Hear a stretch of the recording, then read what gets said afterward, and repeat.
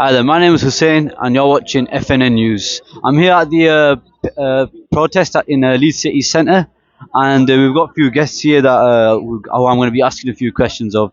I'm here with Samuel. and Taha. right. So what do you think of the turnout of this protest?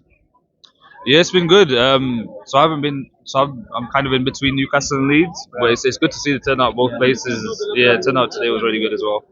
Right, so have you heard about the what's going on with the House of Parliament about the voting for the ceasefire? Have you heard about that? Right. So what do you think about it? Like, what do you think of a lot of members, MPs, voting against it? It's really disappointing. Like, it's really disappointing. What about your thoughts? Yeah, it's a shame. Like, it's supposed to be for the people in it. Like, we're supposed to live in a democracy. Like, more than half the people are supporting the ceasefire. Yeah. But it's a shame that the people that represent us in the parliament, they're not Yeah. voting for that. It's just, What should have happened instead of what happened right now? What do you think should have happened? I don't really know. I mean, first of all, like, or something, I don't know. yeah, I mean, first of all, Keir Starmer calling for, his own ministers and shadow ministers to be sacked is quite shameful, really. To not even let them have their own voice and represent their constituents, first of all, is really shameful. But even then, like, it's really disappointing. You see the turnouts all over the country. You see how many people are, paying attention and seeing what's going on over there. Seeing the genocide that's happening, and people are just deciding to, either vote against the ceasefire or abstain, which is essentially the same thing. It's ignoring it. It's the same thing, and we can't act like it's a distant issue. Just today they were mentioning that there's an arms factory in Shipley which supplies Israel, which is right here. Yeah. Yeah, it is disappointing to see. I mean, it's a good, great turnout. I mean, even I was on the march. I mean, there's loads of people as well. But it's a shame that a lot of people have voted against it. But thank you very much for your time. All right, thank you, brother. Thank you, brother. Thank you. Hi there, my name is Hussein, and you're watching FNN News. I'm here with Liber. right, and I'm going to be asking a few questions about the protest that we're at. So, what do you think of the turnout? I think it was great to see people coming out every Saturday. We came last week as well. So it's really good to see people actually from all different backgrounds, all different religions. It's really good to see. Yeah, and what do you think of the? There's a vote going on, and a lot of MPs abstained. What do you think of that? Yeah, I think it's shameful if you abstain from it, considering what it's for. How can you say no to a ceasefire? Like, I know a lot of people from Labour have been sacked from their job, and I just think it's shameful. And what do you think should have happened? I think there should have been a ceasefire. It's common sense. There should be a ceasefire. And why do you think a lot of the MPs in the Labour Party voted against the ceasefire? Save their jobs. That's the truth. Save their jobs. Thank you very much. Hi there, I'm at the protest, and I'm here with Alex Cavill. right. And what do you think of the turnout? I think it was great, like genuinely so nice to see so many people turn up, Yeah, see so many people, solidarity, yeah. be here for obviously a good cause. So, you know. And have you heard of the voting that's happened in the House of Parliament about the ceasefire? Have you heard about that? I know that they voted against it, right? Yeah, and what do you think of that? I think it's atrocious, like genuinely shocking that we can still keep doing this and that the government will still refuse basic human rights for their own interest. It's been happening and it will keep happening. So we need like real change, real systemic change before something happens. And why do you think they voted against it? Serve their own interest. They're out to get they're out for themselves really. So, that's about it. They don't care about human life. They don't care about suffering. So, And why do you think they didn't vote? Like, what benefits do they have to gain from it? for not voting for, For voting against it. I think that they will get continued increase in military support. They can test out their weapons. They can do whatever they want basically, because that's what they've been doing, and that's what they'll keep doing. And where are you from? Nottingham. Nottingham. So you've travelled here all the way from Nottingham. So I'm a student at Leeds right now. So. All right. All right. Thank you very much, mate. Thank you. All right, thank you, bro. My name is Hussein, and I'm here with. Rashid. And whereabouts are you from, brother? I'm from Leeds. from Leeds. Yeah, and what do you think of the turnout of this protest? Our turnout was amazing today. It started off a little bit slow, but then alhamdulillah, it built up eventually. And I think that there must have been about 4,000 people there. Yeah, and you've been volunteering around here as well, innit? Yeah, yeah, and there's a voting going on in the House of Parliament to do. And what do you think of them voting against the ceasefire? It's disgraceful, to be honest, but it's not a surprise. It's a surprise in the sense that there's a lot of MPs that chose to vote against the ceasefire, but it wasn't a surprise that they ultimately did vote against the ceasefire.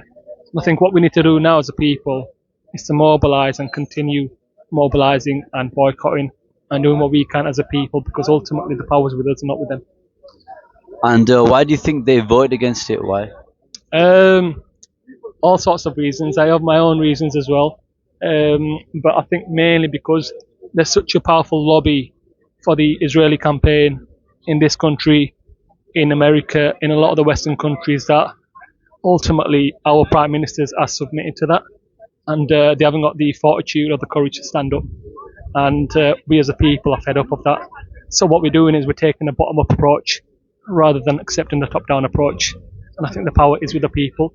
And I think I'm confident it's going to be a matter of time before Palestine will be free, inshallah. Yeah. And why do you think these politicians, what do you think they have to benefit from this, from voting against the ceasefire? I've always maintained that the main benefit they have is financial benefit. And if it's not financial, then it's basically a bit of intimidation from the Israeli regime. I don't think there's any benefit beyond those two scopes. I think for Palestine, they've got nothing but pure love from people across the world. You saw it yourself today. Yeah. People from all nations, cultures come together and they sing off the same hymn sheet. So, Israel doesn't have that. They're asking influencers to pay heed to what they're saying. They're paying people. They're getting fake actresses to go on videos and say they're getting attacked. They're doing what they can with money, but money doesn't buy a person's heart. I think what people see on the TV every single day is very tragic, is very unfortunate, and it's what's motivating people to come out on cold days like this, on rainy days, and stand together as one people. Yeah. Thank you, brother. Thanks very much, man. I'm here with Hamza Imran. Right, and we've interviewed Hamza before, and we're here again. And what do you think of the turnout? I think it was amazing. Alhamdulillah, we had more people. We keep growing week by week, and so we can't say anything negative about that. Everything's positive. Yeah, it was absolutely beautiful. The amount of people, I was amazed because during the march I dropped back sometimes, and I was just surprised the amount of people that came out to show solidarity for Palestine. Yeah, I joined at the front and I was just stood there to see how many people were going, and they just kept on going. It's amazing what you guys have done. And what do you think of the vote against the ceasefire? I think we all know what we think about that, don't we? I mean, we're not going to stop until there is a ceasefire. We want peace in Palestine, and until they say that there is going to be a ceasefire, then it's not good enough. What about your thoughts, Imran? Do you know what? I'm surprised that we have to have a vote for ceasefire. It's disgraceful that we have to vote to tell people to stop killing, men, women, and innocent children. So, why do you think they voted against? Why do you think a lot of the MPs voted that decision? There's a lot of speculation, isn't there? There's things being said about money, land. Ultimately, they're just trying to exterminate Palestine, but we're not going to let that happen. What about you? yeah, it's just like you said, is all those things. But I'm just thinking, if this was Ukraine, what happened in Ukraine, the sanctions that happened in Ukraine. What if this was France? How would the people have reacted or voted? Everybody would run in to protect, those countries. When the Charlie Hebdo thing happened, all the world leaders went, they, joined together. But when it's happening in Palestine, it's just complete silence. So, would you think these MPs stand to benefit from voting against it, or would they stand to lose maybe? They stand to lose their jobs, and that's what's more important to them. It's about greed, isn't it? They should be thinking about human lives across the world. They should be saving lives, not putting them at risk. Yeah, I mean, I'm even surprised that the MPs need to look at what their constituents are telling them, and they're all telling them that they need to be voting for ceasefire, and they're doing the complete opposite. So why are these people in power? And therefore, so hopefully, inshallah, when the next election comes, these people will be voted out, and hopefully, inshallah, the right people come forward and we vote the right people. The issue that we have is we have the wrong people sometimes, and we end up voting, because we don't have an alternative choice. But hopefully, inshallah, that next time we'll have the right people that we can vote for to support not just Palestine, but even here in this country, because you've seen the language here. You got our countrymen and women who are homeless. The language that disgraceful, like homeless is a lifestyle choice. So you can see how the rhetoric, how it constantly keeps coming out, and this is not just coming out from the Tory party. It seems to be that the Labour Party seem to be learning from the Tory party as well, and it just seems to be that the red seems to be a disguise in blue, really. So We need a true voice of the people, inshallah. Thank you, brother Hamza and brother Imran. Yeah. Yeah. okay, thank you very much. bro. Thanks a Thank lot. you. I'm here with. Bara. Fawzi. Right, and what do you guys think of the turnout? I think the turnout is uplifting. When you see that people turn up to demonstrations like this, it makes you feel less alienated. That there's more humanity to this world than what you can see on the surface. More people have empathy towards the children that are dying in Gaza. Yeah, I mean, just because we are from Gaza, we are from Palestine, and it makes us all proud to see so many people coming to support us and to support our stand and to support humanity at the end of the day. Because to see humans dying and not doing anything about it, I don't know how you can go to bed, to be honest. Exactly. Yeah, you've got to spread the message. Right, and what do you think about the voting that's happening in the House of Parliament, like to people who vote against the ceasefire? I think people who vote against the ceasefire, it's unthinkable for me, for their point of view, to be that they want people to die. There's obviously an ulterior motive. There's other reasons behind it, which I don't think justify voting against the ceasefire. Ceasefire means you stop the killing. And for you to say that you're against it, there's something else at play. I don't think someone out there is evil enough to be an MP and not have such a high regard for human life. I mean, first of all, we have to thank all those that actually voted for a ceasefire. We can't forget those. Sure, they were the minority, but at least we know those guys are humans. And all the others that voted against, and even those that abstained, because abstaining is a way of saying that I support genocide at the end of the day, because it was in your hand to stop the killing, but you still decided against it at the end of the day. So we put these people in power, so you should respect our choices and what we want to happen. The whole nation is chanting for a ceasefire. I'd like to see anyone go out and say that they don't want a ceasefire. No one's doing that anymore. So if we put you in power, we can take you out of power at the end of the day. And you have to do what the nation wants. That's what we voted for you to do. Yep, the power is with the people. And what do you think these people who voted against the ceasefire, what do you think they stand to gain or possibly lose from voting for the ceasefire? I mean, we have politicians who are career politicians. Their main goal, and we see this time and time again, is to stay in that position for a long term for their ulterior motives. Maybe they don't, even those who abstain, they don't want to upset either side, and they think that this will keep them in power.